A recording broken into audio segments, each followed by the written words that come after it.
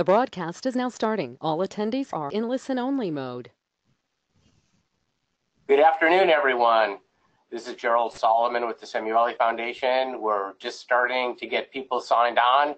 Please be patient as we get everyone into the room here and we begin the webinar.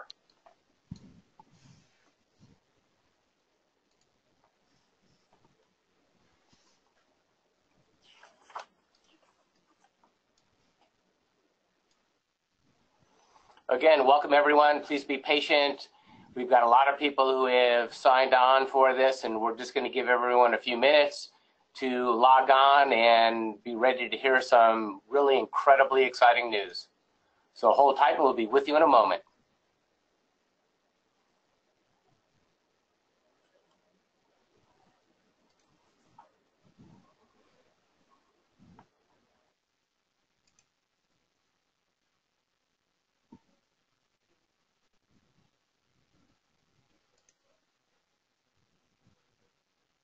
Again, thank you for your patience. We'll start in about 1 minute, so please be patient.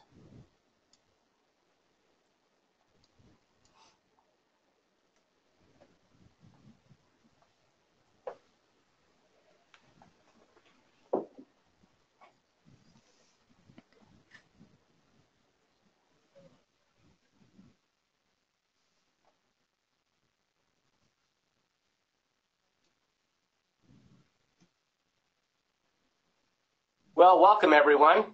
Thank you for joining us for our inaugural webinar discussing how we bring together esports and education through our league, the North American Scholastic Esports Federation.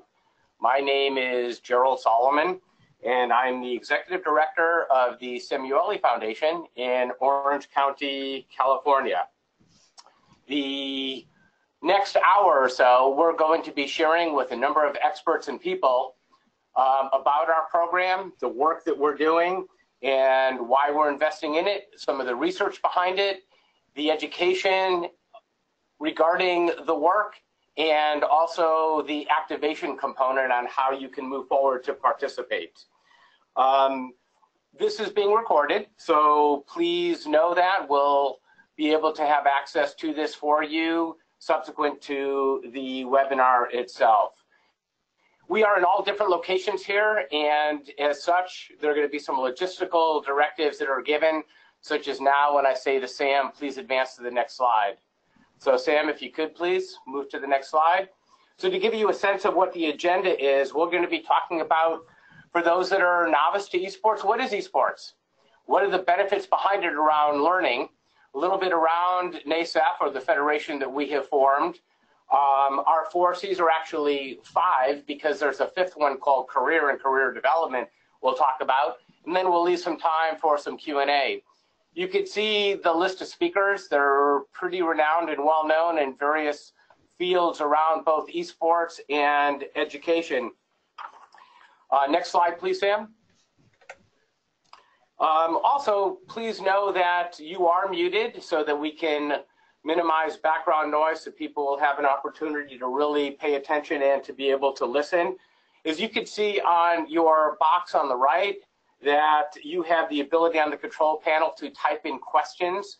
Please do so. Samantha over at UCI will be managing and facilitating the Q&A at the end of this. And as we indicated, this is being recorded so that people have an opportunity to gather information afterwards. Just to let you know, before I introduce the first speaker, we have people from literally all over North America. We have people from Canada, New Jersey, Wisconsin, Hawaii, Pennsylvania, New York, Nebraska, literally from Florida, from all over the country who are participating in this because they see the same thing that we do, that there's an opportunity here to connect learning and play. So without further ado, I will introduce our first speaker and presenter. Her name is Constance Steinkuhler. Constance is the professor of informatics at University of California, Irvine, and has been studying gaming and digital media for well over a decade. And prior to her work at UCI, she was the senior policy advisor at the Office of Science, Technology, and Policy for the Obama White House. And Constance will talk a little bit about what is esports, some of the education around it, some of the work of why so many people are getting involved in it, and then we'll continue from there. So Constance, please take over. Thank you. Thanks for the introduction, Gerald. So as Gerald said, I've been studying games for about 10 or 15 years now, especially games as they relate to cognition and learning. Esports is a really booming domain. Next slide. So what is esports to begin with? I mean, first, esports is really, video games with sort of a competitive league bracket wrapped around it. It can be around almost any video game, although most of them right now are around multiplayer online games. And really what you see is the intersection between kind of digital knowledge working gameplay meets sort of sports and sort of a performance-based sort of metric. This is a really rapidly growing area, and just the audience for viewing esports competition now easily rivals many of the biggest sports in America. So for example, the number of viewers for the League of Legends Season 3 World Championship, that's the one that was just at LA in the Staples Center, the viewership was 32 million people, which actually more than doubles the number of people now who watch both the World Series and NCAA Final Four all combined. So you can see that this audience is very large. It's growing, and it's growing quite rapidly. So, there's a lot of entities that have gotten very involved for young people. Some of the most popular titles are games like League of Legends, Overwatch, Fortnite, and a bevy of other titles, even card games like Hearthstone. But this has been a very significant interest area for high schoolers and middle schoolers even. Next slide. And I think we have a video for you.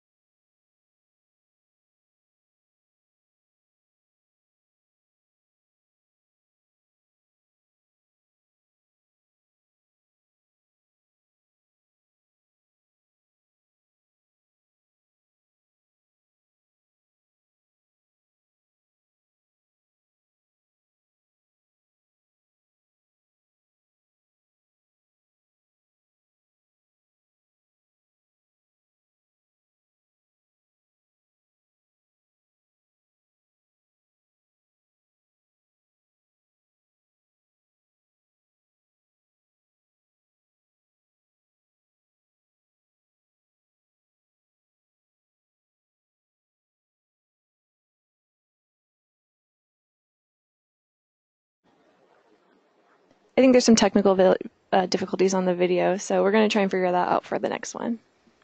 Okay, next slide then.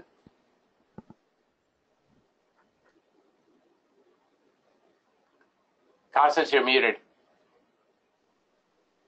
So this gives you an idea of just the size of the event and just how big and popular much of this industry has become.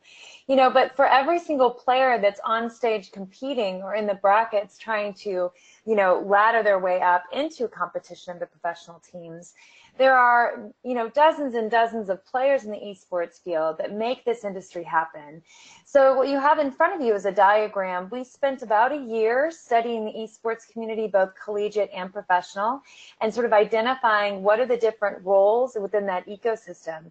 And part of, what's interesting about the league that we've launched last year, and now this one making it national, has been that when we talk about esports, we don't mean just the competing teams. We also mean all of the support and all of the other forms of work that go into esports.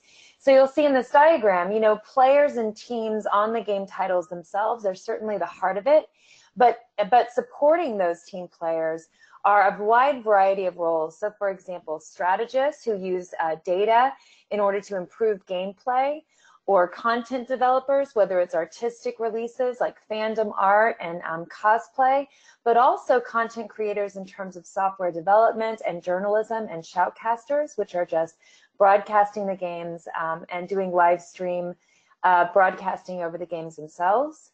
You also have an entire entrepreneurial space. folks that work on corporate sponsorship, marketing, web development, business development.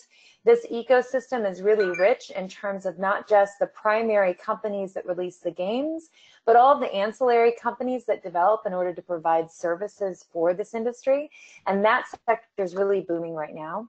And finally, the organizers. League brackets tend to end with events that everyone attends either live or they watch the live stream on Twitch or other platforms. And those events require a ton of organizing. So general managers, event organizers, and all of the sort of technology infrastructure that goes into them in order for them to succeed. So when we talk about esports for the league, we mean not just the teams, but all of those various roles. Next slide. So why esports, right? So that tells you something about the industry, but why would we choose esports as a way to connect kids to school? And really, the proposition that we base our work in is kind of an audacious proposition, but one that has proven for the last 10 years of interest-driven learning research to prove that it's very robust. And that's that meeting kids where they are and the interests that they have and connecting those interests to school are a really powerful way to not only engage kids in academic work and so that they can see the relevance of the work and the work that they're doing and the concepts that they're learning, but it's also a way to increase school affiliation, decrease absenteeism, and increase, even social emotional learning components. Next slide. So a little bit of background about the research. First, we know quite a bit about the effect of sports and learning for high schoolers and young people. We know that sports and participation in sports leads to higher GPAs, fosters personal growth, increased satisfaction with school. You see higher degree completion, so less dropping out of school, and increased persistence, what they call internal locus of attribution. And all that is to say that kids engaged in sports understand from that participation that it's your effort and your persistence in practicing that makes the difference between success and failure, that success is not some sort of inborn trait that you either are a winner or not, right? That it's something that you can accomplish and a skill that you can actually increase. So those are the findings of what we know from sports. But remember, esports doesn't just bring sports to this activity, it also brings games. Next slide. Now, I've spent my whole career for the last 15 years looking at games and learning. And what you see now, there's really a bevy of research showing the effects of games, positive effects of games for learning across myriad different disciplines. So you see, for example, that games, and especially action games, like the type that are used for esports frequently, increase what's called visual acuity. So the ability to attend to multiple stimuli on a screen, for example, to be able to see more. They increase self-regulation of attention, being able to pay attention to particular stimuli despite distractors. You see increase in scientific reasoning, language learning. In fact, even for games that have absolutely no intention to teach language learning, you see big increases with vocabulary.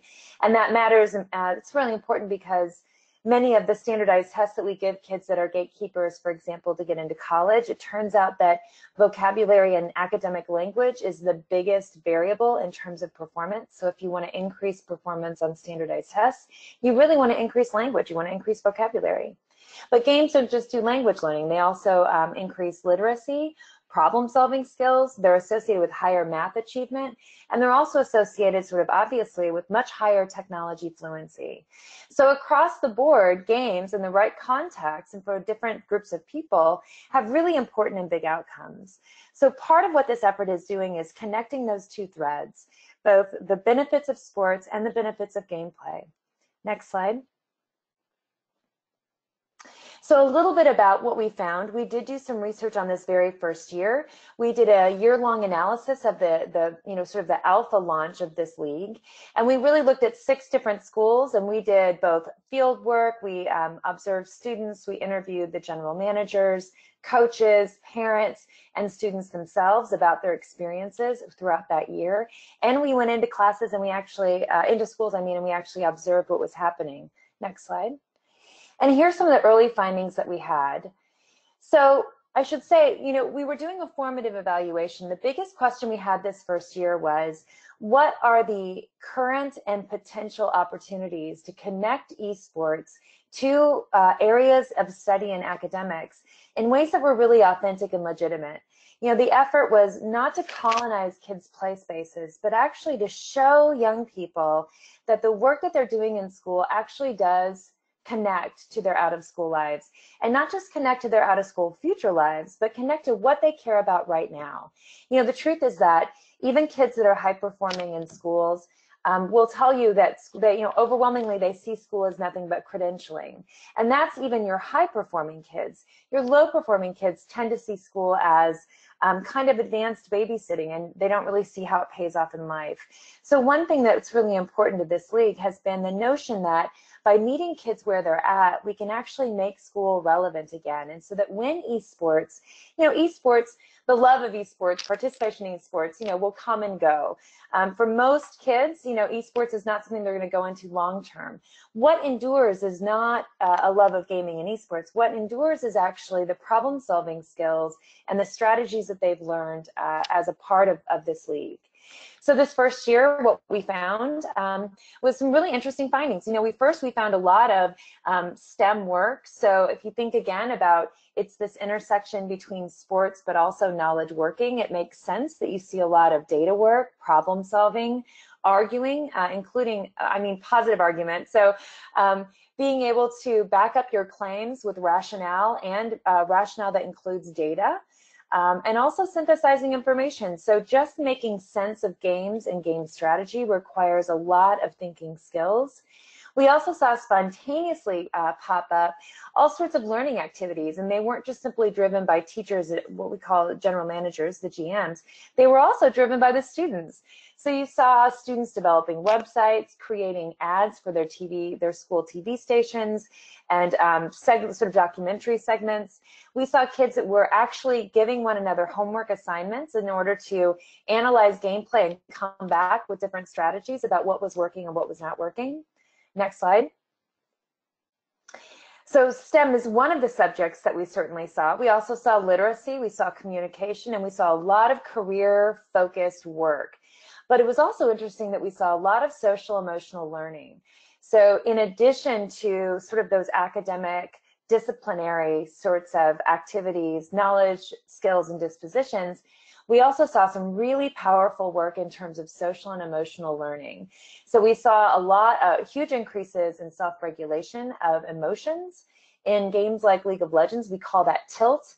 Tilt is a phenomena where you get worked up about frustration, or maybe it's a team dynamic, and you end up making emotional decisions that actually hurt your gameplay. And what we found was that in this first year, this league structure gives kids a way to think about how it is that sort of regulating their own emotions, regulating their own attention, actually makes them better gamers and better team players. We found big increases in teamsmanship and understanding that the way that you act and treat other people on your team significantly has impact not just on them, but also on the whole team overall, which means you yourself as a player. So this slide, includes some of the quotes that we saw, that we had kids spontaneously come back with us and say things like, I've become a lot more calm as a person. I've learned to not get angry when you're doing something or you or your team messes up. We saw really big strides, not just in academic thinking, but also in the kinds of dispositions that long-term really help young people and adults be better members of the community, better members of democratic society, and better members in the workplace. Next slide. So thank you, Constance. So let's talk for a minute. Who are we? Who's the Samueli Foundation, and why did we decide to invest so heavily into this concept of connecting learning and play? Next slide. Let's start with a little video here. And I think this tells a lot about why we're doing what we're doing, and then I'll narrate a little bit about some of the details.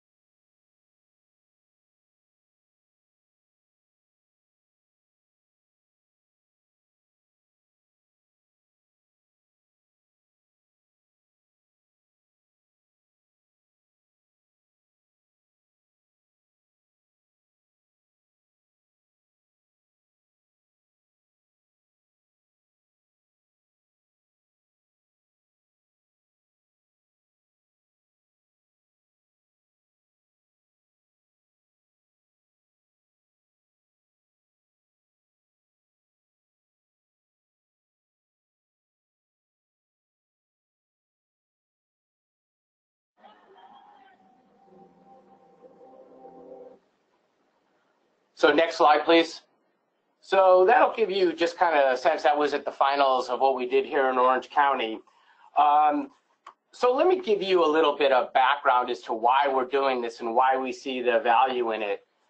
The Samueli Foundation has invested in children in STEM learning for almost 15 years through the funding and work of Henry and Susan Samueli. We've endowed the schools of engineering at UCI, at UCLA. We've built out STEM ecosystems in supporting 68 cities around the country around developing workforce pipelines and opportunities for students. And we have a core belief that no one should be limited by the zip code they're born in. And the way to get out of the constraints that sometimes shackle kids is through good health and good education. And all of that, especially in education, needs to be free. So we decided when we started looking at this, the Samuelis also happen to own a hockey team called the Anaheim Ducks, Go Ducks. We started to look at the idea of esports and to think about where and how we wanted to invest in it. And when we did look at it, and we went to University of California at Irvine, which is the national champion school for League of Legends and esports in this country. And by the way, there are 183 colleges and universities that have esport teams now. We started to look at it and we said, you know, there's really something here. We really need to think about what the whole new work ecosystem is for STEM education, for learning and the connection of learning and play. So think about it this way. In a hockey team, you have 20 players. But I know, because we're affiliated with the Ducks, that we have well over 1,000 employees that support those 20 players. And they are everything that was alluded to by Constance and that Tom Turner at Orange County Department of Ed will talk about in a little bit. And that is from web developers to marketers to event planners to computer science technicians to a whole bevy and array of people who can hone their skills while pursuing their passion. So why not go ahead and figure out a way to connect people's passion in learning with their passion in learning for play, or vice versa. So next slide, please. So the first thing we decided to do was, since this is a learning platform, this is not about playing games. This is about learning, and how do you use the vehicle of esports to foster and enhance and optimize learning. We went to the people who are the leaders in the field of education in this region. And we went to, for example, Jim Doty, the president of Chapman University, Bill Carpo at Octane. We went to Al Maharis, the superintendent of schools of Orange County, and Chancellor Gilman at the University of California at Irvine, and said, we want to be able to look at ways to make this work. And part of it was, and is through their guidance as leading educators, along with Cal State Fullerton and Lisa Kirkman, who is the Dean of Education at Cal State Fullerton. They helped us frame out and think about ways in which we can make this work. And through them, we were connected with people like Constance, who you've heard from, who is a noted researcher in the field, people like Mimi Ito and Katie Teknabas, who are MacArthur scholars and fellows who've been doing this work for literally well over a decade, to think through how we can create a framework around how kids can play, enjoy play, and learn at the same time.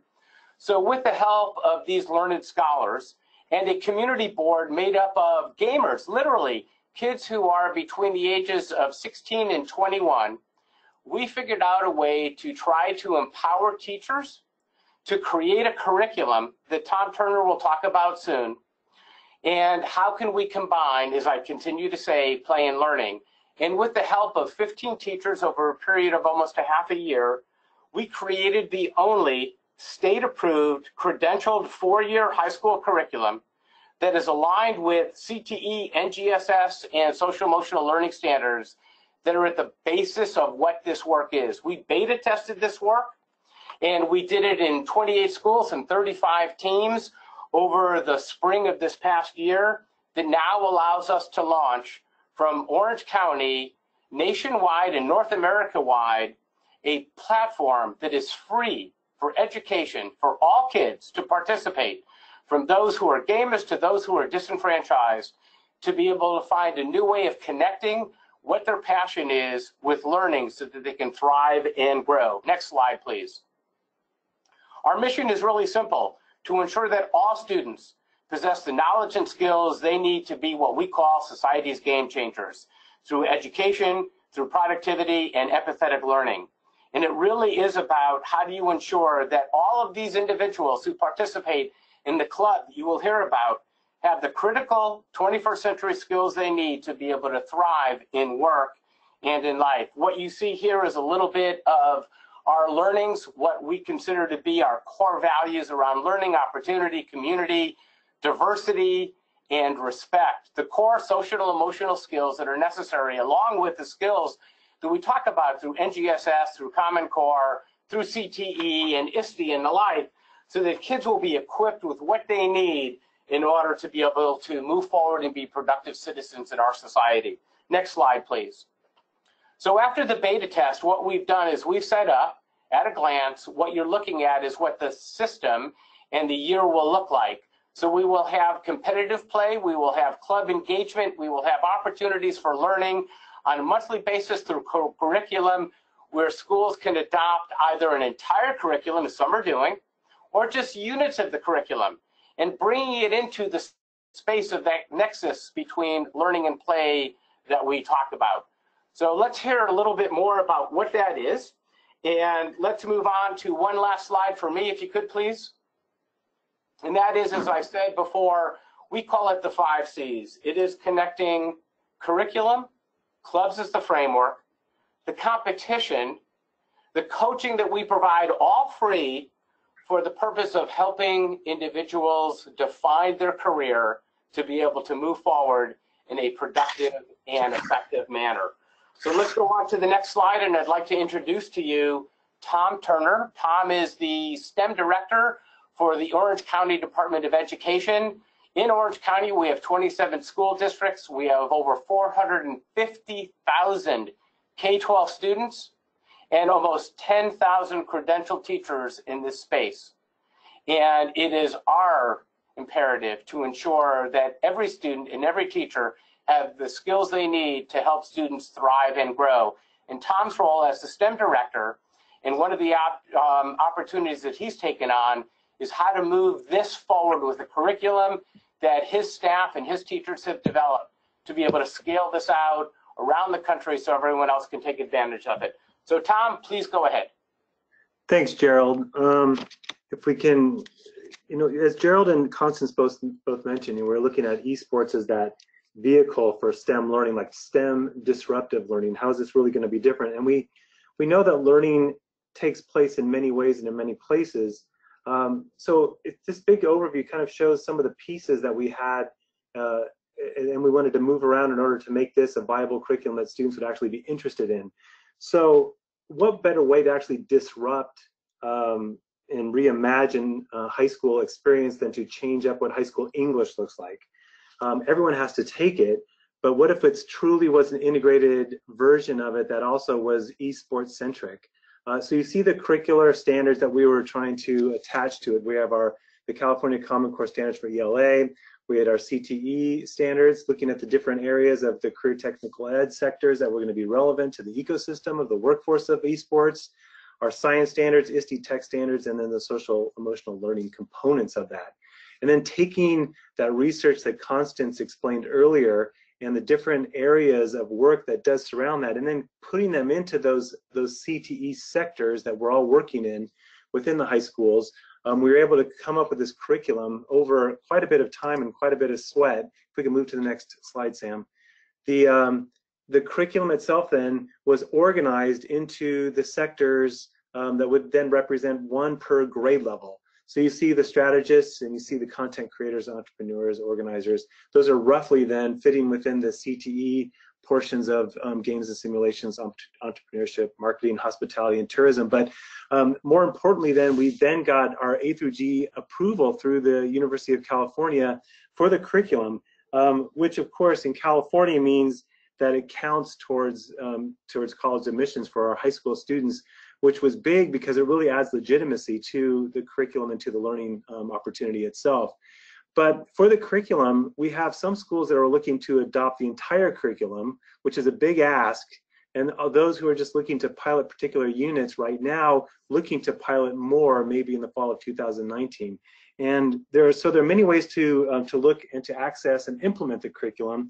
And we at Orange County Department of Ed are lucky enough to be hiring somebody who's going to be an esports program specialist who will be conducting trainings, and they'll be virtual and they'll be face-to-face, and they'll be implementing professional development that will support those who are looking to pilot particular units, pull them out. Where's that going to fit with your current curriculum? How does this going to fit with my cybersecurity program that I have on my campus, or my game development CTE pathway that currently exists? And we're going to work together to make sure that this does fit, because it does have that flexibility, but we want to make it work because we think it's that important. Now, if we're going to kick it over to the club aspect to it, I think we have Michelle. Hi, thank you, Tom. My name is Michelle Freeman, and I'm a program officer with the Samueli Foundation. And I just want to say I'm really excited about sharing this information. We've certainly been working on this for a number of months, so to be part of the team to share this new information with you is very, very exciting. I'm just going to take a couple minutes and talk about clubs and why they are so important to us. We are clubs, clubs, and clubs, and we can't say more about clubs. So if you can go ahead and advance to the next slide. For us, the entry point for students, advisors, high schools, and community-based organizations starts at the club. If you take a look at this quote, and I'm not going to read it, but you can see the words that jump out: streaming, shoutcasters, promotional flyers, admins was super supportive, social media outreach. And I love actually the last statement that says, you know, the esports players were more well known than their football players this year. So as you can see, this is all tied into what Constance talked about earlier with the research, and certainly what we're talking about with the curriculum. It's really about trying to find roles for students and empowering those students within that club. And I think that this quote certainly embodies what we aspire for our clubs as this platform for learning that we keep talking about. We got feedback from high school club members such as this. We got feedback from some of our general managers who I know are attending this webinar, and certainly administrators who really talked about and shared, and I think really informed us on the importance of the club and what the club can provide for student learning. But I would argue it's not just about student learning, it's also about skill development. It's where they get to practice their skills, so it's like a skills lab. They get exposed to different STEM careers. They get to make those real world connections, and ultimately they have fun, because we want them to have fun. And that's why that's certainly a core component to all of this. So it's taking that ecosystem esports model that Constance talked about, that Gerald talked about, that Tom talked about, and really threading that all the way through the club development as well. So talking about these roles, maybe you're a high school teacher and you have an after school, or you're an after school program director, and you know of students who want to design a club or team logo, or organize a school or citywide esports tournament, or learn how to shoutcast or broadcast an upcoming match, or you know one that wants to write and be like the club reporter and maintain the club blog. And of course you have your competitors. So we want to encourage all club members to be involved in all of these different roles. So what would it look like? Don't worry, we've developed a number of resources for you, including toolkits for general managers and club members. We'll be introducing workshops on the different aspects of the ecosystem of esports.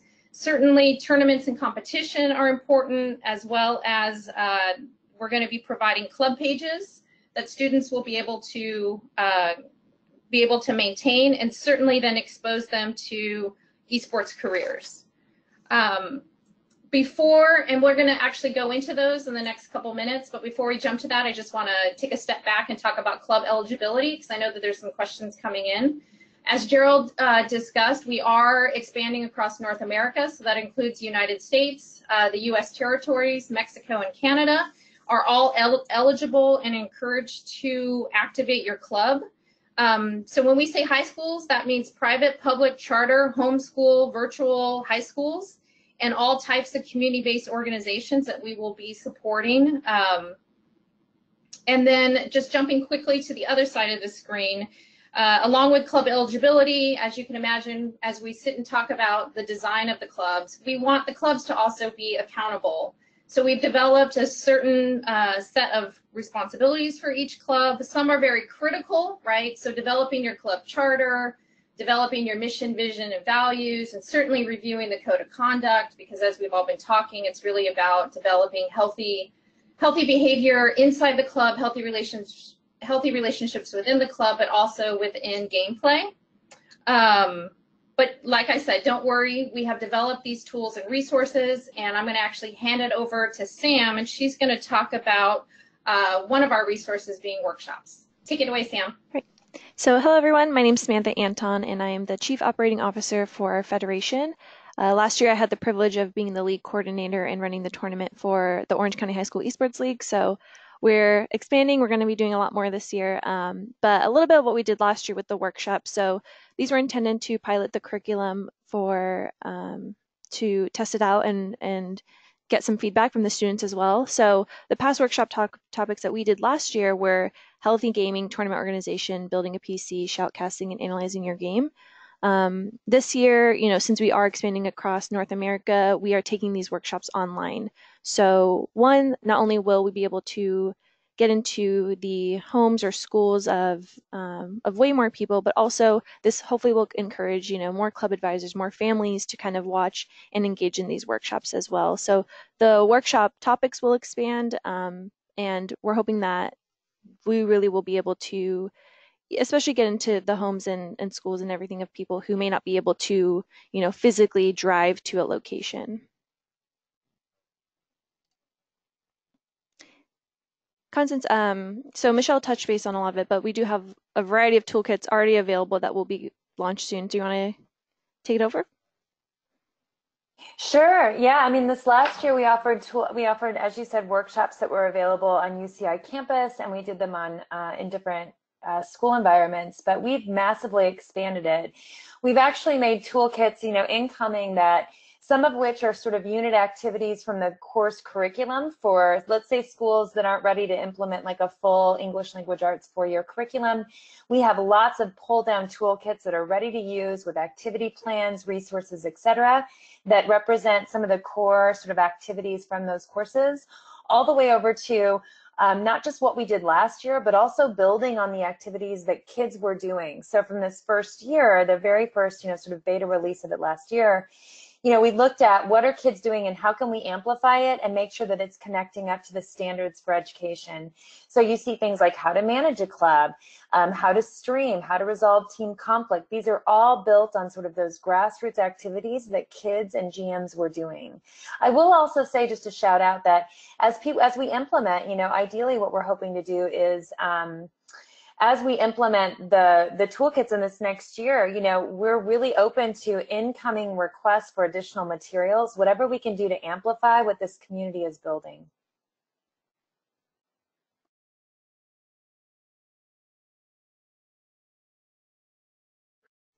Yeah, I'm just going to jump in a little bit about general managers. So there's a lot going on with the clubs, and it is a key to success of the organization, but we do have to have an adult on site, an employed adult who is really going to be the person who manages the students and facilities in support of the club. And that's what the general manager does.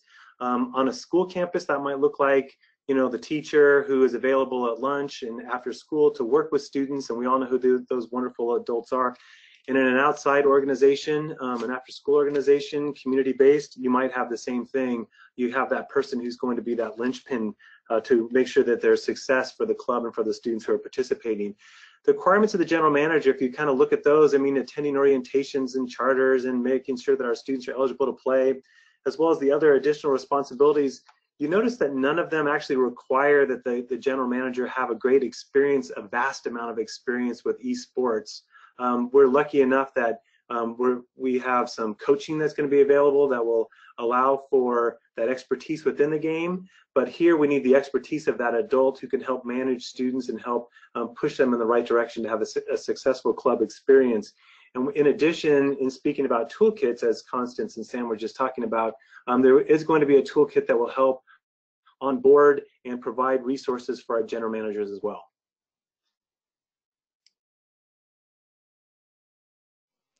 And so the next C that we do cover is competition. So this year, competition will look somewhat similar to Orange County High School Esports League, but also very different as well. So a little bit about how we approve our game titles, because I do get a lot of questions about that from students especially. So our game titles are approved by our advisory board, and also the Orange County Department of Education. So that really gives us a good sense of what's appropriate to put in schools and what can we use to our advantage. So the criteria is really based on cost and accessibility, diversity of playership, popularity, approval rating, and the community itself. So this year, we're going to be doing regional championships. There's 4 regions that we are currently have. So in the fall term, it'll go from October 1st to December 15th. And then the spring term will start late January after the winter holidays until late April, right before AP testing. So live events, since we are expanding, it's tricky because we want to give live events for everyone, but also we need to be able to manage them as well. So it's going to be based on event sponsorship and the number of teams in the region. So if we do have a region that has a really, really small amount of schools and community organizations that join, we most likely will opt out of offering them an event if we don't have the means to do so. But we will notify before the season even begins.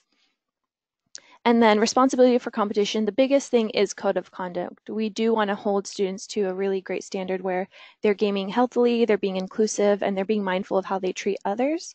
And also we do want them to be practicing and competing on campus. And that's a huge ask for schools. And it's one of the ones that we do spend a lot of time working with schools and community organizations on. So having a on-campus practice space is really important.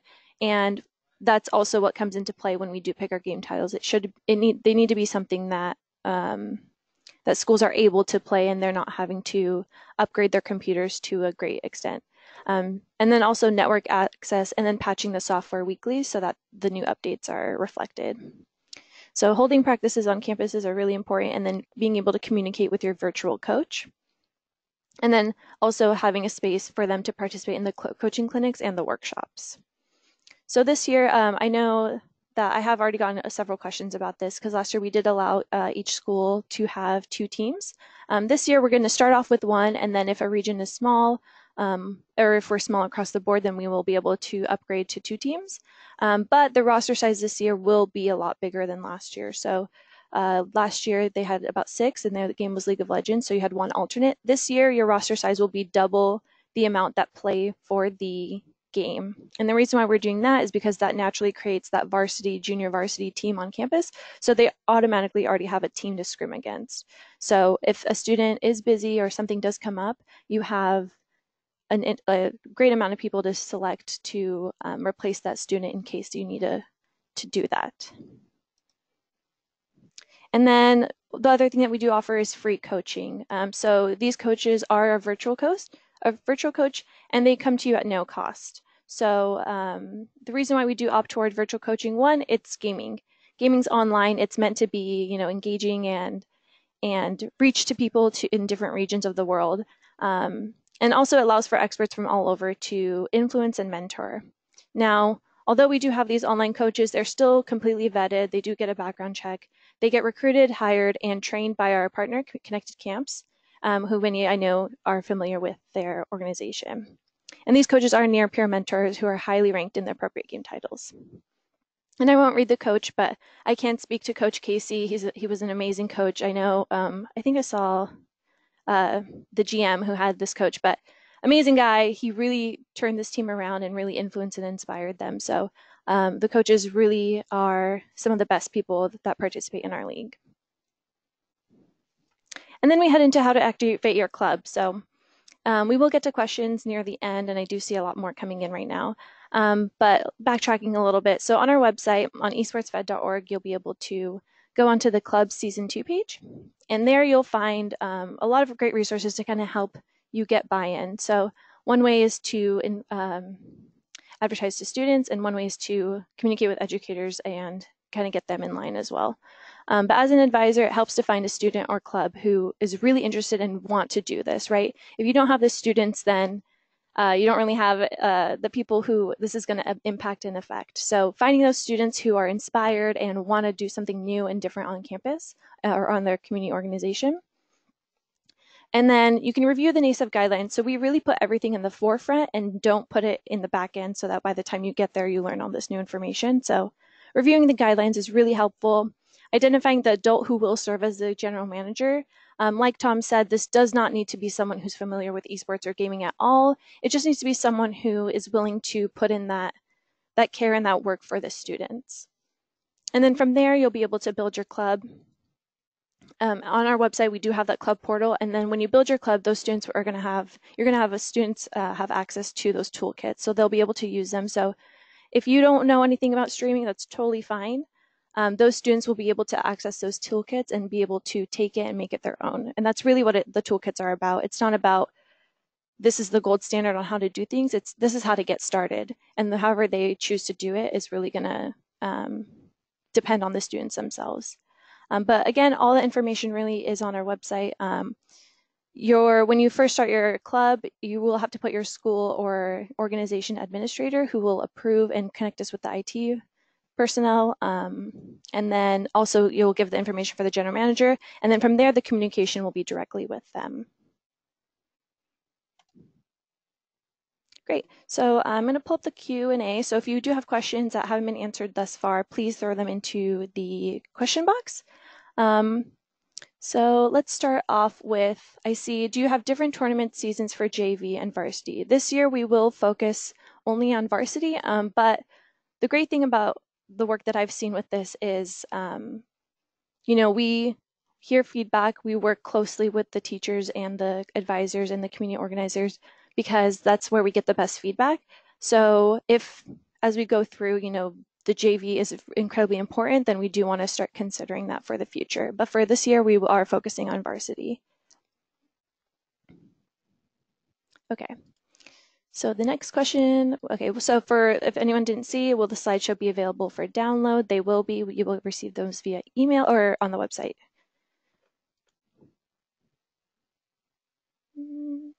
Okay. Do you only do tournaments or do you have a season more like traditional sports? So we do have a regular season. This fall, it'll be 7 weeks of competitive play and then a couple weeks of playoffs. And then in the spring, it's 8 weeks of competitive play and a couple weeks of playoff as well.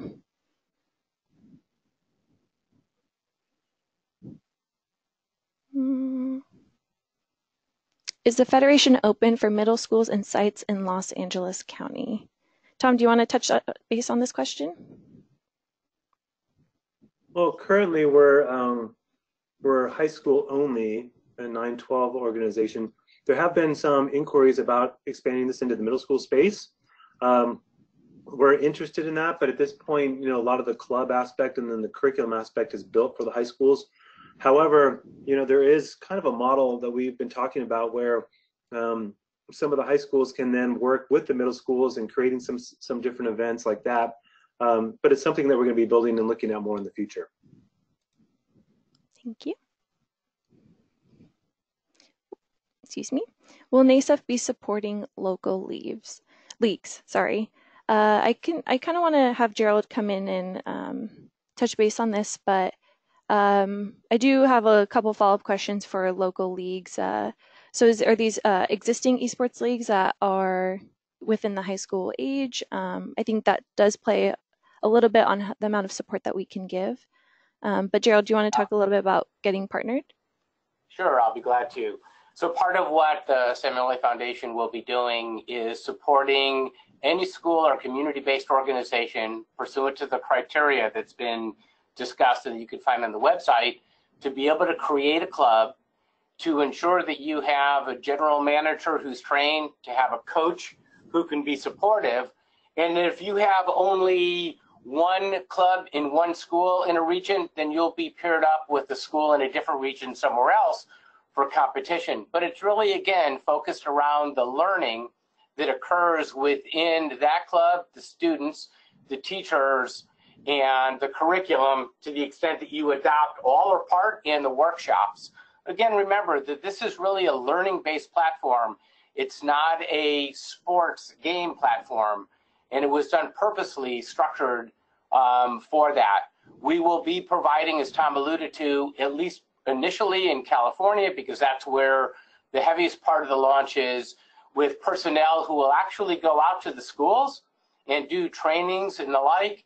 And for those that are beyond California, we will be providing both online training, and to the extent that there is a demand, for example, in places like Pennsylvania, New Jersey, Florida, where we already know that there's significant demand, we will be able to provide personal support and attention face-to-face to be able to assist in the development of the coaching structure, the general management structure, the utilization of the toolkit, and the like.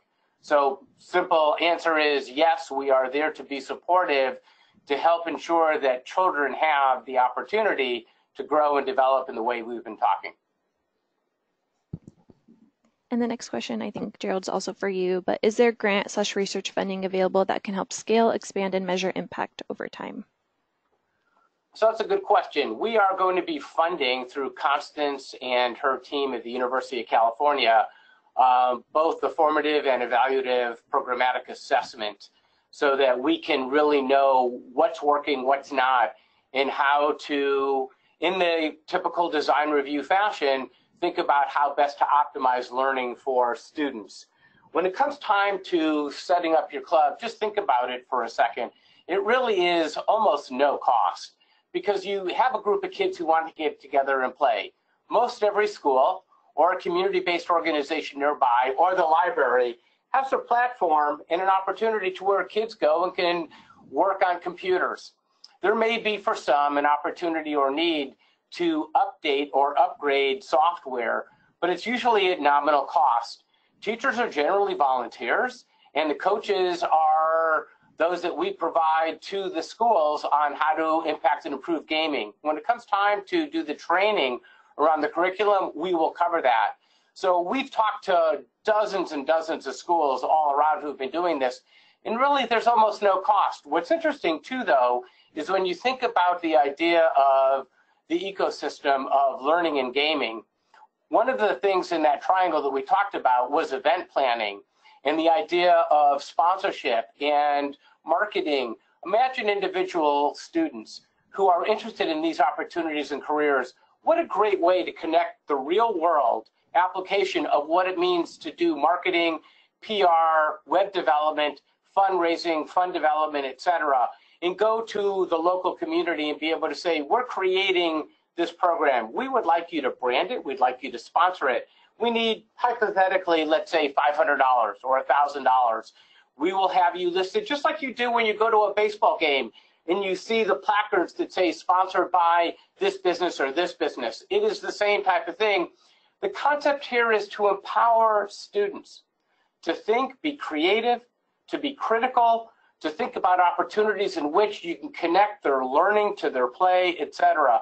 So really, when you look at what this is about, it's really about the opportunity for individuals to be innovative, to be entrepreneurial, and to grow and thrive. Thus, it gets back to the core component that this is a learning platform that uses esports as the vehicle through which they can engage.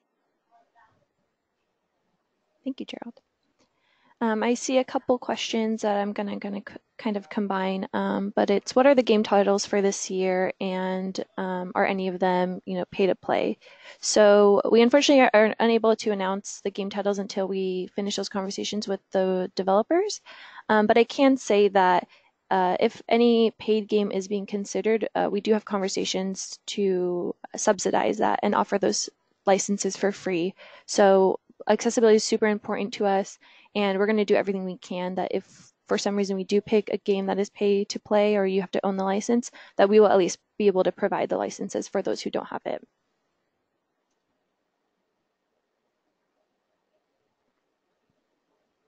And then for what equipment is needed, we do have some general guidelines on the club activation site that kind of help put people in the right direction with what kind of things that they need. But other than a computer, keyboard, mouse, and some headphones, you don't really need much more than that. It just depends on the game itself and if it's going to be compatible with your computers. Last year we used League of Legends, and I think the biggest hurdle for schools that participated last year were more so the network and not so much the downloading of the actual software. They were able to run those on their computers.